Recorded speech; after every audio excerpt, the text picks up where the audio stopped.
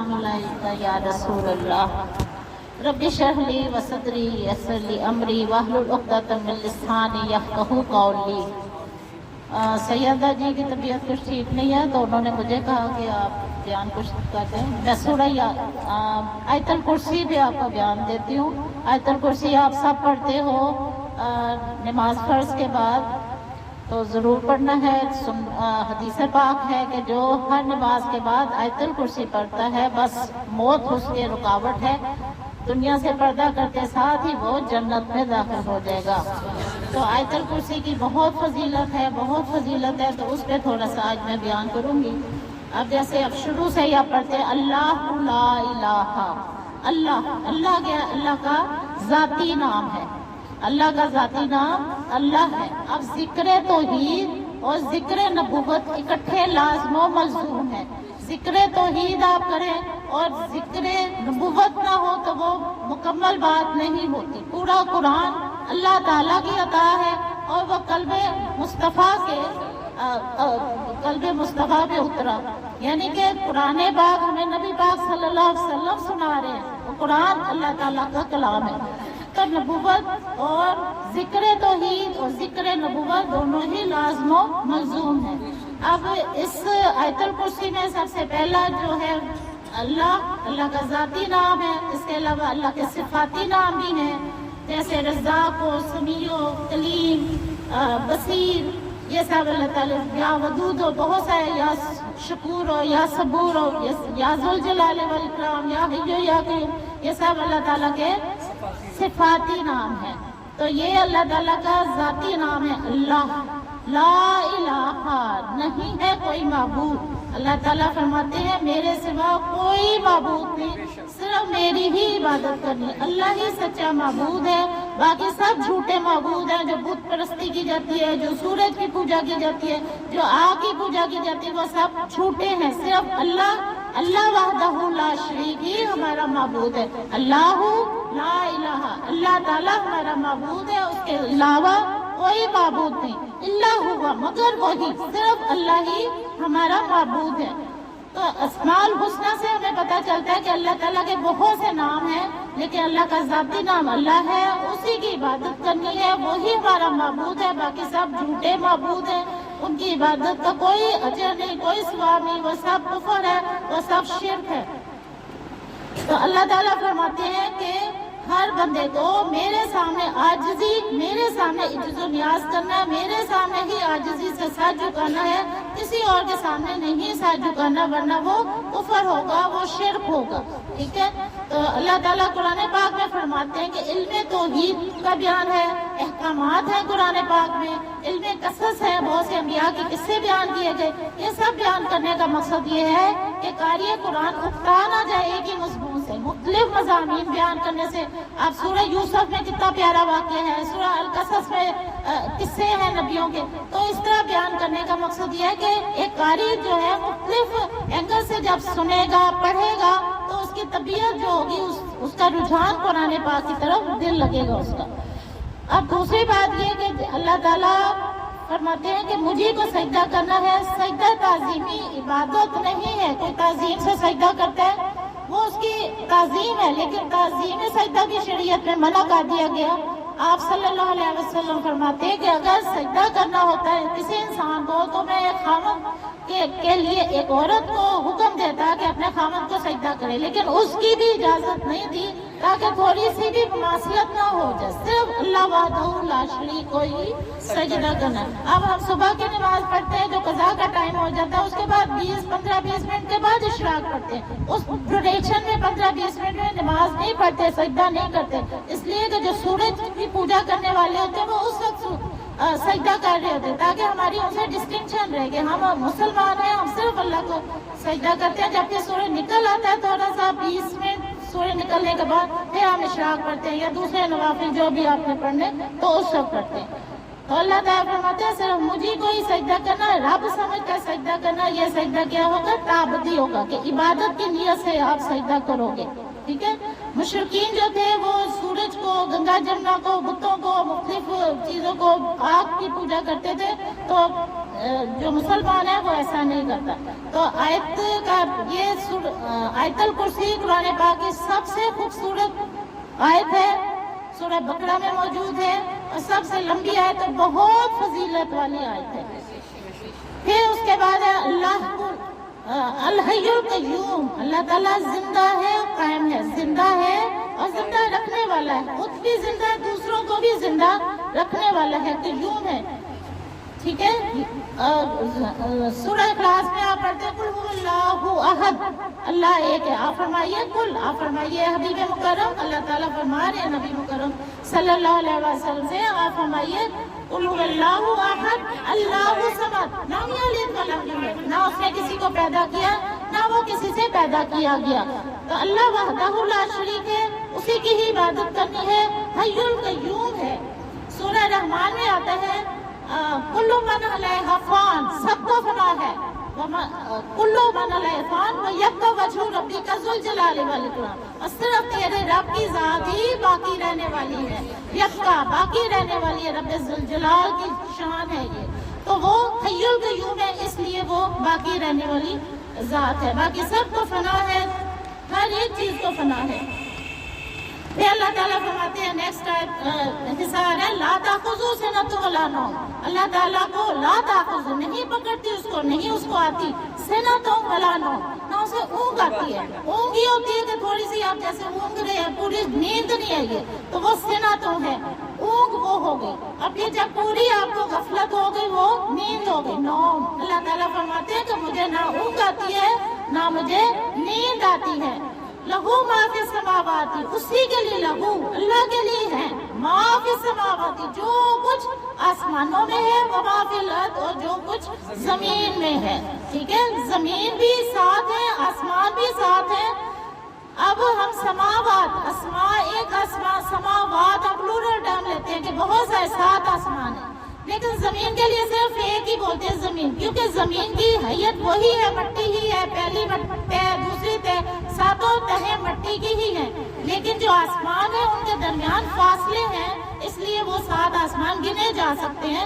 تو آسمان اور زمین کی ساری چیزیں اللہ تعالیٰ فرماری میری مخلوق ہے، میری ملکیت ہے، سب میں میری بادشاہی ہے، حقیقی مالک میں ہوں، اس کا کوئی شریک نہیں ہے۔ اب دنیا میں کوئی کہتا ہے یہ میری زمین ہے، میری زمین، جو فوت ہو جاتا ہے اس کا بیٹا کہتا ہے میری زمین، وہ فوت ہو گیا، زمین وہی پڑی ہے، تو کون مالک ہے؟ اللہ ہی مالک ہے، اللہ نور السماوات والارض، اللہ تعالیٰ تمام زمانے کے نور ہے، روشنی نور ہے، سماوات الارض تمام آسمان اور زمین کا نور ہے۔ اللہ تعالیٰ فرماتے ہیں قرآن پاک میں حضرت سلیمان علیہ السلام کو اللہ تعالیٰ نے ہواؤں کا مالک بنا دیا، اسی لیے اللہ کے ایک ہی حکم پہ، ایک ہی اشارے پہ ایک عالم نے کہاں سے ملکہ بلقیس کا تخت آنکھ چپکنے میں لا کے رکھ دیا، اس لیے کہ وہ ہواؤں پہ ان کا قبضہ تھا، ہواؤں پہ ان کی حکومت تھی، بادشاہت تھی، ٹھیک ہے، تو اس لیے اللہ تعالیٰ فرماتے ہیں کہ میں نے میری ہر چیز پہ حکومت ہے، اب میری مرضی میں دنیا میں کس کو کس چیز کی بادشاہی عطا کر دوں۔ اپنے نبی پاک صلی اللہ علیہ وسلم، ہمارے نبی پاک صلی اللہ علیہ وسلم ہماری خوش نصیبی، ہماری خوش بختی کہ ہم اتنے پیارے نبی افضل الانبیاء کے امتی ہیں، ان کا ہمیں انہوں نے امتی بنایا۔ پہلے نبیوں کو کوئی ایک ایک نعمت عطا کی ہے، پھر دوسرے نبی کو کوئی اور نعمت عطا کی، لیکن ہمارے نبی پاک صلی اللہ علیہ وسلم کو اللہ تعالیٰ نے سارے نعمتیں عطا کی، جو سارے نبیوں کو عطا کی تھی وہ ہمارے نبی کو عطا کیا۔ اللہ تعالیٰ فرماتے ہیں قرآن پاک میں وَلَسُلَيْمَانَ رِيحًا عَاصِفَةً تَجْرِي بِأَمْرِهِ، کہ اللہ تعالیٰ کے حکم سے سلیمان جہاں حکم دیتے تھے، اشارہ کرتے تھے، ہوائیں ان کے حکم سے چل پڑتی تھی، آپ کا حکم ہوا تو ملکہ بلقیس کا تخت آپ کے پاس آ گیا۔ ہمارے نبی پاک صلی اللہ علیہ وسلم کو اللہ تعالیٰ نے تمام جہانوں کا مالک بنایا ہے اور فرمایا اِنَّا أَعْطَيْنَاكَ الْكَوْثَرَ، ہم نے آپ کو کوثر عطا کی ہے، سبحان اللہ، عالم کثرت عطا کی ہے، سبحان اللہ سبحان اللہ۔ لا تأخذہ سنۃ ولا نوم، یہ بات ہوگی لہو ما فی السماوات وما فی الارض، آسمان اور زمین پہ اللہ کی بادشاہی۔ من ذا الذی یشفع عندہ، کون ہے جو اس کے پاس شفاعت کر سکے، سفارش کر سکے، عندہ اس کے پاس، اللہ کے پاس، اللہ باذنہ، مگر جسے اللہ اذن دے گا، جسے اللہ عزت دے گا وہی سفارش کرے گا، وہی قیامت کے دن بولے گا اور سارے ساتھ جھکائے کھڑے ہوں گے، کوئی نہیں بول سکے گا، صرف ہمارے نبی کو ہی اللہ تعالیٰ عزت فرمائیں گے۔ اس لیے عزت فرمائیں گے کہ ہمارے نبی افضل الانبیاء ہیں، سارے نبیوں سے ان کی فضیلت ہے۔ ان کی فضیلت کے کچھ دلائل آپ کو بتاتی ہوں۔ نبی پاک صلی اللہ علیہ وسلم کے افضل الدلائل، افضل الانبیاء ہونے کچھ دلائل ہیں۔ آپ صلی اللہ علیہ وسلم نے فرمایا جس نے میری قبر مبارک کی زیارت کی اس کے لیے میری شفاعت واجب ہو گئی۔ آپ صلی اللہ علیہ وسلم نے فرمایا قرآن پاک میں وَرَفَعْنَا لَكَ ذِكْرَكَ، اے حبیب مکرم ہم آپ کا ذکر بلند کرتے جا رہے ہیں۔ سبحان اللہ، سبحان اللہ۔ پھر ہم دیکھتے ہیں کلمہ میں، اذان میں، اتحیتوں پڑھتے ہیں، اس میں ہر جگہ آپ کے نام کے ساتھ، اللہ کے نام کے ساتھ نبی پاک صلی اللہ علیہ وسلم کا نام ہوتا ہے۔ جب حضرت آدم علیہ السلام بہت پریشان تھے، جنت سے زمین پہ بھیج دیے گئے تو روتے رہتے تھے، پھر انہیں یاد آیا کہ میں نے عرش کے پایوں پہ لکھا ہوا دیکھا تھا محمد رسول اللہ، محمد کوئی ایسی ہستی ہے جن کا نام اللہ کے ساتھ لکھا ہوا ہے، ان کے میں وسیلے سے اللہ سے معافی مانگوں تو معافی ہو گئی۔ انہوں نے ان کے وسیلے سے، نبی جی کے وسیلے سے معافی مانگی اور ان کی معافی ہو گئی۔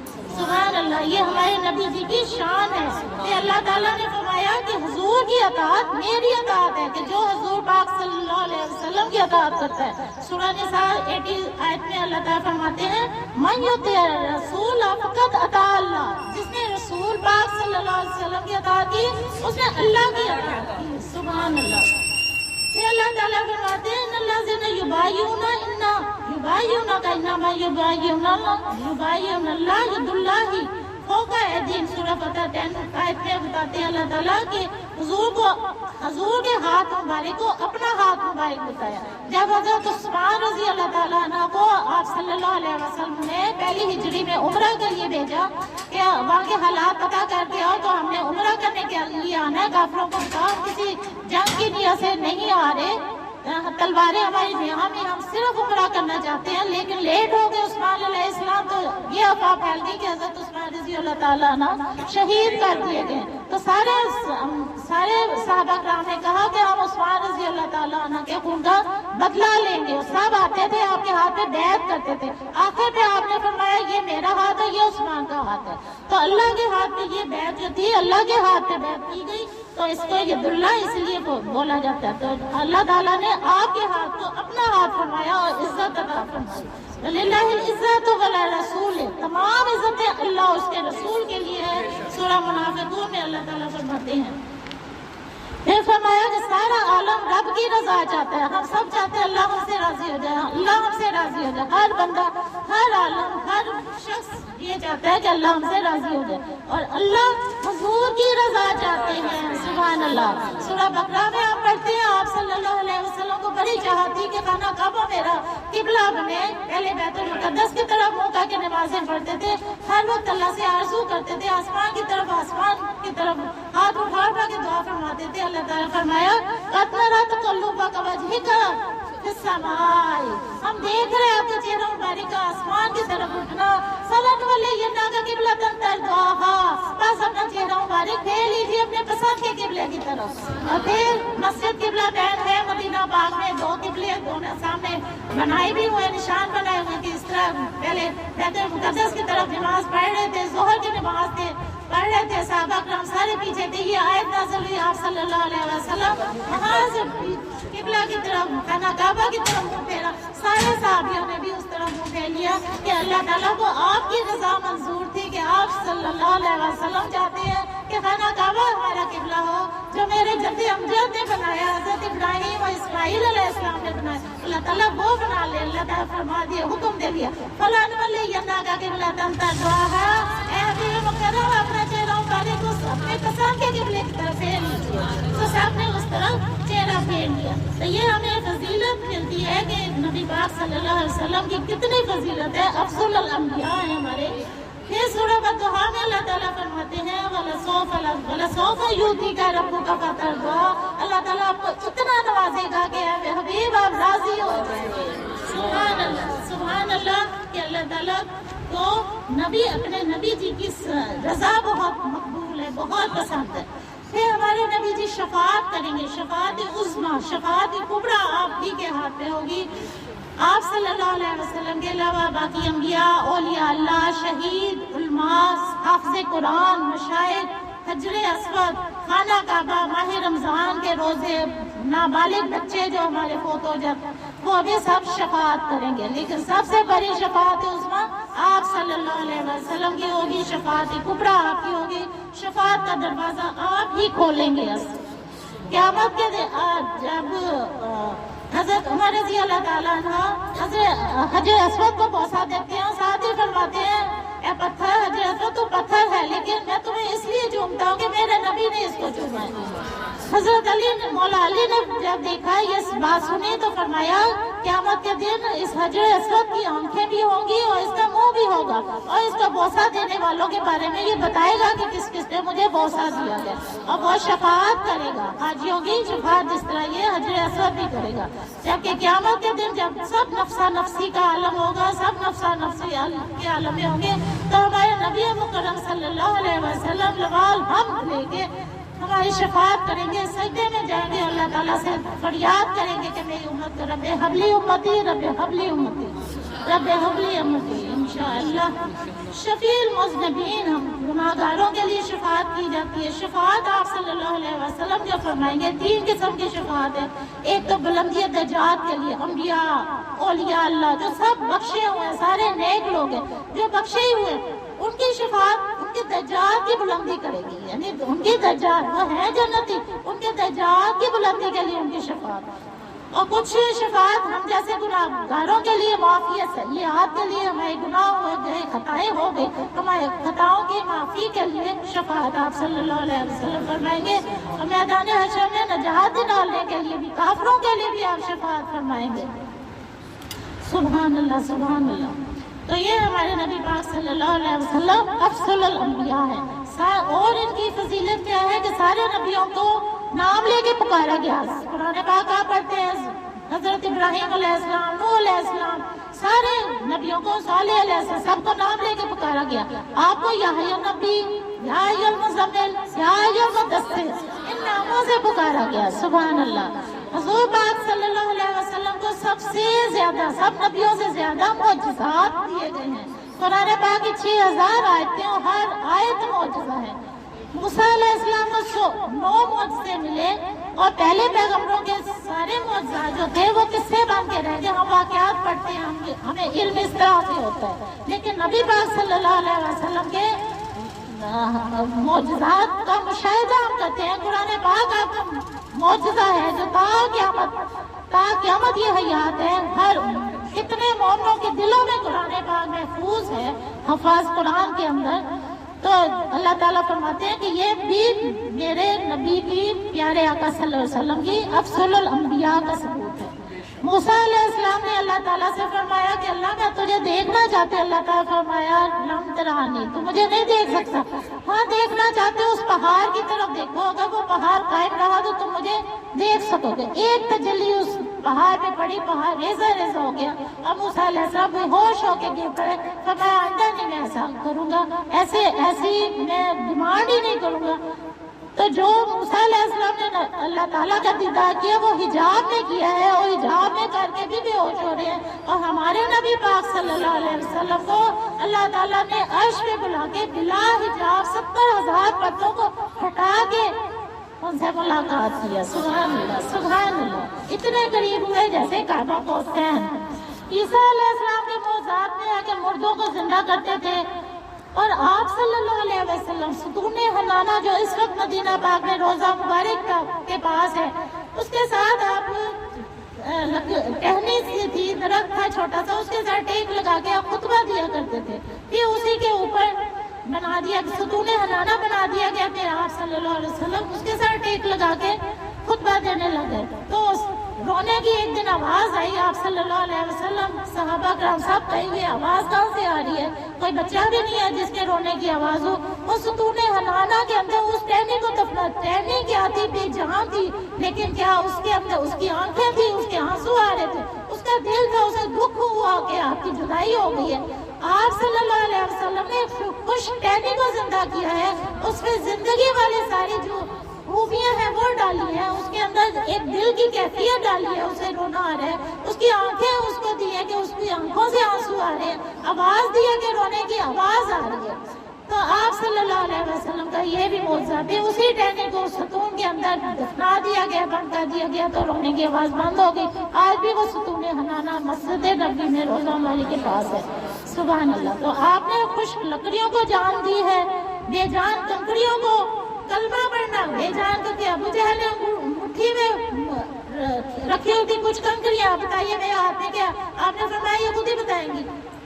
جب ہاتھ کھولا تو کنکریاں بول اٹھی، اشہد ان لا الہ الا اللہ وحدہ لا شریک لہ واشہد ان محمد رسول اللہ۔ موسیٰ علیہ السلام نے عصا ماری اور 12 چشمے پھوٹ پڑے۔ آپ کی قوم کہتی پانی نہیں ہے، موسیٰ اپنے رب سے پانی مانگو۔ آپ نے چشمہ مارا اللہ کے حکم سے، اللہ نے حکم دیا کہ آپ چشمہ پتھر پہ چشمہ اپنا عصا مارو، 12 چشمے پھوٹیں گے، 12 قبیلے ہیں تمہارے اور وہ پانی پیئیں گے، سب کی ضرورتیں پوری ہو جائیں گی۔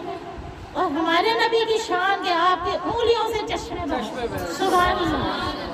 بنی اسرائیل کے 12 قبیلے تھے جن کے لیے چشمے جاری ہو، ہمارے نبی پاک صلی اللہ علیہ وسلم کی انگلیوں سے چشمے پھوٹ رہے ہیں۔ سبحان اللہ۔ موسیٰ علیہ السلام نے عصا مارا، دریا کو پھاڑ دیا اور ساری فوج آپ کی گزر گئی، آپ کے سارے ساتھی بنی اسرائیل والے گزر گئے۔ اور میرے نبی پاک صلی اللہ علیہ وسلم، میرے شہنشاہ نے انگلی کے اشارے سے چاند کو چھوڑ دیا۔ سبحان اللہ۔ قیامت کے دن آپ کے ہاتھ میں لوال حمد ہوگی۔ تو یہ ہمارے نبی پاک صلی اللہ علیہ وسلم کی چند تھوڑے سے ہم نے تھوڑے سے ہی بیان کیے ہیں۔ افضل الانبیاء کی کیوں فضیلت ہے، یہ ان کی خوبیاں ہیں، یہ فضائل ہیں، اس لیے فضیلت ملتی ہے۔ اب شفاعت آپ صلی اللہ علیہ وسلم کے علاوہ انبیاء اولیاء اللہ بھی شفاعت کریں گے انشاءاللہ۔ عیسیٰ علیہ السلام نے فرمایا کہ وجیہاً فی الدنیا، اللہ تعالیٰ نے عیسیٰ علیہ السلام کے لیے فرمایا وجیہاً فی الدنیا والآخرۃ، دنیا میں اور آخرت میں وجیہ، رضی اللہ عنہ ورضوا عنہ، اللہ ان سے راضی، وہ اللہ سے راضی ہے۔ ٹھیک ہے، اللہ تعالیٰ فرماتے ہیں کہ جو مجھ سے محبت کرتا ہے میں اس سے محبت کرتا ہوں، اس سے راضی ہو جاتا ہوں کہ وہ جو مجھ سے مانگتا ہے میں عطا کر دیتا ہوں۔ سبحان اللہ، سبحان اللہ۔ سورہ فجر کے آخر میں ہم یہی پڑھتے ہیں، یا ایھا النفس المطمئنہ ارجعی الی ربک راضیۃ مرضیہ وادخلی فی عبادی وادخلی جنتی، کہ تم مجھ سے راضی، میں اس سے راضی، راضیۃ مرضیہ، تو جنت میرے بندوں، وادخلی جنت میں داخل ہو جائے جنت میں۔ تو یہ اللہ تعالیٰ نے اپنے حبیب مکرم صلی اللہ علیہ وسلم کی صفات بیان کی۔ پھر اس کے بعد آیت کا حصہ آتا ہے، یعلم ما بین ایدیہم، وہ جانتا ہے جو اس کے سامنے ہے، وما خلفہم، جو اس کے پیچھے ہے، سب اللہ کو علم ہے۔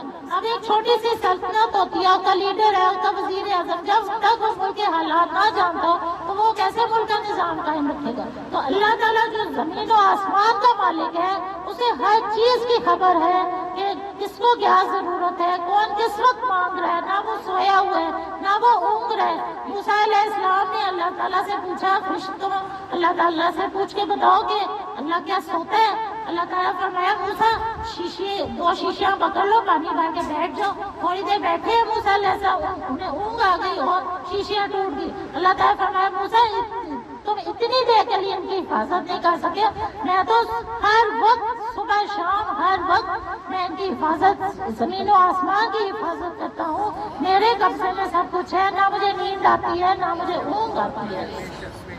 تو یہ اللہ کا تعالیٰ کی صرف، پھر اللہ کی صرف ما بین ایدیہم، یعلم ما بین ایدیہم وما خلفہم، جو کو سامنے ہے جو کو پیچھے ہے سب اس کو علم ہے۔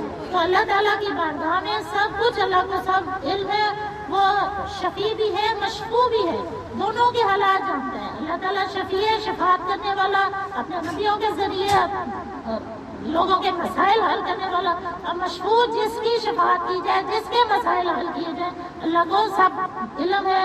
اللہ یہ بھی جانتا ہے کون قابل شفاعت ہے کون نہیں ہے، اس لیے ضروری ہے کہ اس کی اذن، اس کا اذن اس کے اذن سے ہی شفاعت ہوگی۔ من ذا الذی یشفع عنده الا باذنہ، اس کے اذن سے شفاعت ہوگی، اس لیے کہ اللہ علیم ہے، اللہ خبیر ہے، اللہ ہمارے سینوں کے راز سے جانتا ہے، علیموں کی ذات صدور ہے، سینوں کے راز سے واقف ہے۔ ہم منہ سے کچھ بول رہے ہیں، دل میں ہمارے کیا اس کو وہ بھی علم ہے۔ اللہ تعالیٰ فرماتے ہیں سورہ زلزال میں، وَمَن يَعْمَلْ مِثْقَالَ ذَرَّةٍ خَيْرًا يَرَهُ، جو کوئی ایک ذرے کے برابر بھی خیر کا کام کرے گا، بھلائی کا کام کرے گا، تو وہ دیکھ لے گا، یرا، اس کو دیکھ لے گا۔ ومن مثقال ذرۃ شرا یرا، جو کوئی چھوٹا سا شر بھی کرے گا، ذرے برابر بھی شر کرے گا، وہ بھی دیکھ لے گا۔ یعنی اللہ کی علیم کی اتنی اللہ کی خوبی ہے کہ وہ ذرے برابر بھی کوئی خوبی نیکی کرتا ہے اس کو بھی دیکھ رہا ہے، کوئی ذرہ برابر بھی برائی کرتا ہے اس کو بھی دیکھ رہا ہے۔ مولا علی نے فرمایا چھوٹی نیکی کو بھی چھوٹا مت جانا، چھوٹی نیکی بھی انسان کے کسی بڑے پہاڑ سے ٹکرا کے نہیں تکلیف میں آتا ہے یا چوٹ کھاتا، چھوٹے سے پتھر سے ہی چوٹ کھا کے گرتا ہے۔ اس لیے چھوٹی بھی برائی کو برا مت جانو، چھوٹی نیکی کو بھی چھوٹا مت جانو، چاہے رستے سے ایک پتھر ہی ہٹانا ہو۔ تو اللہ تعالیٰ کو اس کا بھی علم ہے۔ دنیاوی بادشاہ جو ہوتے ہیں وہ اپنے مملکت کے بارے میں معلومات رکھتے ہیں کہ کس طرح کسی کے مسائل حل کرنے ہیں، تو ہمارا رب سب کچھ جانتا ہے، اس کو یہ بھی پتا ہے کالے پہاڑ کے اوپر رات کے وقت ایک کالی چیونٹی پھیر رہی ہے، اسے بھی غذا چاہیے، ایک پتھر کے اندر ایک کیڑا ہے اس کو بھی غذا چاہیے۔ اللہ کو یہ بھی علم ہے، اس لیے کہ اس کے علم میں ہے، سب کچھ اس کو علم ہے۔ اللہ تعالیٰ فرماتا ہے فلا یظہر علی غیبہ احد الا من ارتضی من رسول، اللہ کسی کو اپنا غیب نہیں بتاتا الا من ارتضی من رسول، مگر سوائے اس کے رسولوں میں سے جسے پسند کر لے۔ ہمارے نبی جی کو اللہ تعالیٰ پسند فرماتے ہیں، اسی لیے راز کی بات، اسی لیے غیب کی باتیں بتا دیتے ہیں۔ غیب کی باتوں کے کتنے ثبوت، جیسے کل بھی بات ہو رہی تھی کہ ام سلمہ کو آپ نے شیشی دی، اسے مٹی دی، آپ کو یہ پتا تھا کہ میرے دنیا سے پردہ فرما جانے کے بعد بھی یہ میری بیوی موجود رہے گی، اس کی زندگی میں یہ حالات ہونے ہیں، اس کی زندگی میں واقعہ کربلا ہونا ہے، اس لیے ان کو وہ شیشی دی۔ آپ کو یہ بھی پتا تھا کہ جب شہادت ہو جانی اس شیشی کی مٹی نے خون بن جانا، اور سب ایسے ہوا۔ آپ کے پاس علم الغیب تھا، آپ صلی اللہ علیہ وسلم نے علم الغیب آپ کو عطا کیا۔ اللہ اپنے نبیوں میں سے جسے چاہتا ہے علم الغیب دیتا ہے، اور یہ سورہ جن 27 نمبر آیت میں یہ بیان کیا گیا۔ پہلے ہر وسیع علم والے کو اللہ تعالیٰ فرماتے ہیں میرا وسیع علم ہے۔ وسیع علم والے کو کرسی بھی کہتے تھے، کرسی یعنی جس کے بعد بہت کرسی، اور جو بہت وسیع علم والے تھے علماء ان کو کراسی کہا جاتا تھا کہ بہت بڑے عالم ہیں، وہ کراسی کہلاتے تھے۔ تو خلاصہ یہ کہ اللہ تعالیٰ کا علم اتنا ہے جو آسمان و زمین کو گھیرے ہوئے ہیں، اللہ کی کرسی اس کے اوپر ہے، عرش کے اوپر ہے، اور سارے علوم اللہ تعالیٰ کو معلوم ہے۔ حدیث شریف میں ہے کہ کرسی کے مقابلے میں ساتوں آسمان اور زمین ایسے ہیں جنگل میں جیسے پڑی ایک اتنی سی انگوٹھی ہو، یعنی زمین و آسمان کی حیثیت ایک انگوٹھی کے برابر ہے، اور اللہ تعالیٰ کی کرسی جو ہے وہ ان سب کے اوپر حاوی ہے، تمام آسمان اور زمین کے اوپر۔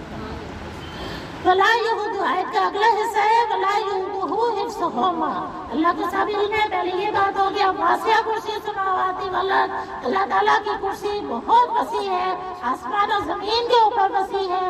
ولا یعودہ حفظہما، نہیں تھکاتی اس کو ان دونوں کی حفاظت، زمین و آسمان کی حفاظت کرنے سے اللہ تھکتا نہیں ہے، اللہ نے تو 6 دن میں آسمان و زمین بنا دی۔ ولا یعودہ حفظہما، نہیں تھکاتی رب تعالیٰ کو حفظہما، ان دونوں کی حفاظت، ان دونوں کی نگہبانی، حفاظت کرنے سے اللہ تھکتا نہیں ہے۔ وہ العلی العظیم، وہ اعلیٰ ہے، وہ عظیم ہے، سبحان اللہ، سب سے اعلیٰ، سب سے عظیم ہے، اس کے سامنے ہر چیز حقیر ہے۔ جو ایک عظیم چیز ہوتی ہے اس کے سامنے اس کے اپوزٹ ٹرم کیا ہے کہ حقیر ہوتی ہے۔ نبی پاک صلی اللہ علیہ وسلم اپنی امت میں عظیم، شفیع اپنے شیخ اپنے مریدین میں عظیم، ٹھیک ہے، اپنے مریدوں میں وزن، استاد اپنے شاگردوں میں عظیم، بڑوں کی عقل چھوٹوں کے مقابلے میں عظیم۔ اگر رب کی شان میں غور کرے تو یقین کر لے کہ لاکھوں کروڑوں عالم رب تعالیٰ کی ذات کو سمجھ ہی نہیں سکتے، اتنی ہمارا اتنا علم ہے اللہ کے۔ اللہ تعالیٰ اپنے بعض بندوں کو اپنے علم کا مظہر بنا دیتا ہے، اپنے علم کا مظہر بنا دیتا ہے اللہ تعالیٰ۔ نبی پاک صلی اللہ علیہ وسلم کو اپنے علم کا مظہر بنایا، علم کا شہر بنایا، مولا علی کو علم کا دروازہ بنایا، سبحان اللہ۔ تو اللہ تعالیٰ اپنے نبیوں کو جس کو چاہتا ہے تمام حالات. اب آپ صلی اللہ علیہ وسلم کے پاس کوئی یہودی بھی مسائل لے کے آتے تھے, آپ ان کی کتاب تو ایسے مسائل بتا دیتے تھے. عیسیٰ علیہ السلام کو ماننے والے کو عیسائی آتے تھے, آپ ان کی انجیل سے ان کے مسائل بتا دیتے تھے. ہمارے نبی جی الحمدللہ سبحان اللہ سبحان اللہ, ہمارے نبی جی سارے علوم سے بات کرتے ہیں. آیت الکرسی کے آپ فضائل کیا ہیں؟ اس میں اعظم ہے, اس میں حی القیوم, اس میں اعظم ہے. حدیث شریف میں ہے کہ آدم سید البشر, آدم علیہ السلام سید البشر ہے, سب سے پہلے آپ ہی دنیا میں آئے, آگے انسانیت ساری آپ سے چلی. نبی پاک صلی اللہ علیہ وسلم سید العرب العجم, عرب کے بھی سید, عجم کے بھی. عرب کے علاوہ باقی ساری دنیا عجم ہے. عجم کا مطلب ہوتا ہے گنگا, جو عربی نہیں بول سکتا وہ گنگا کہلاتا ہے عجم. عربی اور عجمی, عربی زبان اور عربی کے علاوہ باقی ساری زبانیں اس لحاظ سے گنگا گونگی کہلاتا ہے, کیونکہ قرآن عربی زبان ہے, عجمی زبان, باقی ساری ہماری زبانیں عجمی ہیں. سلیمان فارسی علیہ السلام سید اہل فارس, فارس کے سید. فارس کس طرح آپ صلی اللہ علیہ وسلم کے پاس پہنچے, ان کے ایمان لانے کے واقعہ بہت خوبصورت ہے. سہیب رومی سید الروم ہے. بلال رضی اللہ تعالیٰ عنہ سردار حبشہ ہے, حبشی تھے. کوہ طور پہاڑوں کا سردار ہے. جمعہ سید الایام, سب سے اچھا سید الایام, محترم دن. قرآن پاک سید الکلام, سورہ بقرہ سید القرآن, اور آیت الکرسی سید البقرہ. سید البقرہ یعنی بقرہ کی یہ سب سے بڑی لیڈ. آیت الکرسی قرآن پاک میں سب سے بڑی سورہ جو ہے سورہ بقرہ. آیت الکرسی میں رب کی صفات ہے, رب کی ساری صفات ہیں کہ اللہ لا الہ حی القیوم, یہ صفات بتائی کہ لا تأخذہ سنۃ ولا نوم, یہ بتائی کہ وہ مالک ہے, لہ ما فی السماوات و ما فی الارض, یہ اللہ کی خوبی بتائی. من ذا الذی یشفع, وہ شفاعت کرنے والا اس جس کو اذن دے گا. یا اللہ اس کے علم کی بات ہوئی, ما بین ایدیہم وما خلفہم, وہ سارا علم کا مالک ہے. پھر اللہ تعالیٰ کے علم کی اتنی خوبی ہے کہ, اور اتنی اللہ تعالیٰ آسمان و زمین کی حفاظت کر رہا ہے کہ پھر تھکتا بھی نہیں. ولا یؤودہ حفظہما وہو العلی العظیم, یہ ساری اللہ تعالیٰ کی صفات اس میں بیان کر دی گئی ہیں. سورہ اخلاص میں 15 حروف ہیں اور آیت الکرسی میں 50 حروف ہیں. دونوں میں توحید کا ذکر ہے. سورہ اخلاص میں قل هو اللہ احد, اس میں بھی لا الہ الا اللہ الحی القیوم. تو یہ دونوں میں ہی توحید کا ذکر ہے. اور بیان کون کر رہا ہے؟ پیارے آقا صلی اللہ علیہ وسلم کی زبان مبارک سے. تو اس لیے ذکر توحید اور ذکر نبوت دونوں ہی لازم ملزوم ہیں. آیت الکرسی عرش کے نیچے سے عطا کی گئی ہے. حضرت علی رضی اللہ تعالیٰ عنہ فرماتے ہیں کہ جنگ بدر میں میں نے دیکھا آپ صلی اللہ علیہ وسلم سجدے میں ہیں, نوافل پہ نوافل پڑھ رہے ہیں اور ورد کر رہے ہیں, یا حیو یا قیوم, یا حیو یا قیوم کا ورد کر رہے ہیں. میں کئی بار جنگ بدر میدان میں گیا, واپس آیا, جب بھی آگے دیکھا آپ وہی ورد کر رہے ہیں, یہاں تک کہ ہمیں فتح ہو گئی. یا حیو قیوم کے ورد کی صورت میں. اور آیت الکرسی الحمدللہ ہم رات کو پڑھتے ہیں, گھر سے باہر نکلتے وقت پڑھتے ہیں, اپنے گھروں کو تالے لگا کے پڑھتے ہیں, اس لیے کہ اللہ کی حفاظت میں آ جائیں گے. اللہ تعالیٰ ایک فرشتہ مقرر کر دیتا ہے تاکہ وہ ہماری نیکیاں بھی لکھتا رہے گا, گناہ بھی مٹائے گا, ہماری چیز کی بھی حفاظت ہوگی. تو ہر نماز کے بعد ہمیں پڑھنا ہے, اور یہ آیت الکرسی ہم پڑھ لیں تو اس میں اور جنت میں ہمارے جانے میں صرف موت ہی آ رہے ہیں, موت ہی آ رہے جیسے ہی ہماری جنت میں انشاءاللہ انشاءاللہ, یعنی مرتے ساتھ ہی جنت میں داخل ہو جاتے ہیں. اور جو آیت الکرسی کا ہمیشہ کی وید رکھتا ہے, ہمیشہ وید کرتا ہے, یقین کے ساتھ آپ دین کے زمرے میں داخل ہوگا کہ یہ اتنے فضائل ہیں اس کے, اور اس یقین کے ساتھ پڑھتا ہے کہ اللہ تعالیٰ مجھے عطا کرے گا, اس کے فضائل مجھے عطا کرے گا, اس کا اجر مجھے عطا کرے گا. تو اللہ تعالیٰ فرماتے ہیں وہ عابد ہوگا, آپ دین کے زمرے میں داخل کر دیا جائے گا. رات کے وقت آپ پڑھیں تو آپ صحیح رات سکون سے سوئیں گے, چوری چکاری سے محفوظ رہیں گے, آپ کے پڑوسی تک محفوظ رہیں گے. اچھا, جس گھر میں پڑھی جائے تو وہاں جادوگر نہیں آتے, 40 دن تک جادوگر نہیں آتے. حضرت فاطمہ رضی اللہ تعالیٰ عنہ کو جب درد ذہ ہوئی تو آپ صلی اللہ علیہ وسلم نے حضرت ام سلمہ کو حضرت زینب بن جحش کو بھیجا اور فرمایا کہ آیت الکرسی اور سورہ فلق اور سورہ ناس پڑھ کے حضرت فاطمہ کے پاس دم کرو تو درد ذہ میں آسانی ہو جائے گی. سبحان اللہ. صبح شام اپنے بچوں کو پڑھ کے دم کرے، نظر بد سے بچائے، رات کو سوتے وقت پڑھے تو 2 فرشتے مقرر ہو جاتی ہے۔ فجر و مغرب کی نماز کے بعد 3 بار درود پاک 41 بار یا حی یا قیوم کا وید کر لے تو انشاءاللہ خاتمہ بالخیر ہوگا، یعنی اللہ کا کلمہ پڑھ کے، ہم کلمہ طیبہ پڑھ کے موت آئے گی ہمیں انشاءاللہ انشاءاللہ۔ ہر نماز کے بعد آیت الکرسی جب ہم پڑھیں اور جب یہاں پہ پہنچے وَلَا يُؤْتُ حِفْظُهُمَا وَهُوَ الْعَلِيُّ الْعَظِيمُ وَلَا يُؤْتُ حِفْظُهُمَا، یعنی دونوں کی حفاظت اسے نہیں تکاتی۔ 11 دفعہ انگلیوں کے پوروں پہ پڑھ کے آنکھوں کے پپوٹوں پہ لگا لے تو انشاءاللہ آنکھوں کی بینائی میں اضافہ ہی ہوگا۔ سفر میں یا حی یا قیوم برحمتک استغیث پڑھتے رہے تو انشاءاللہ سفر آسان بھی ہوگا اور شیطان سے بھی حفاظت ہوگی۔ الحمدللہ یہ آیت الکرسی کے فضائل تھے، تھوڑا سا میں نے بیان کر دیا۔ سیدہ جی جیسا بیان کرتے وہ تو کبھی بھی نہیں کر سکتے۔ اللہ نے بہت سے سلامتی دے، بہت سے سلامتی دے۔